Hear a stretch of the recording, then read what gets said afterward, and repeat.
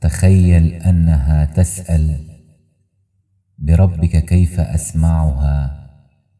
ألا من نفسها تخجل؟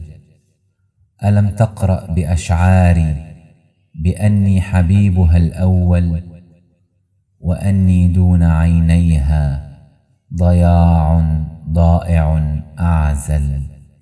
ألم تلمح بكف الشمس مكتوبا لها مرسل؟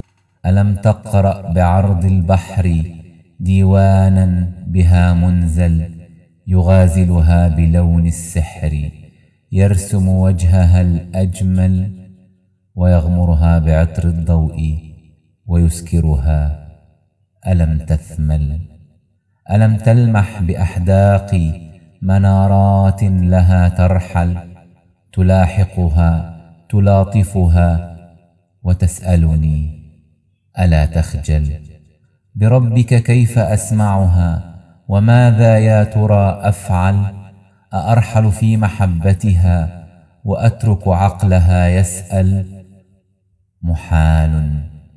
محال كيف أتركه وفي شفتي له مشعل.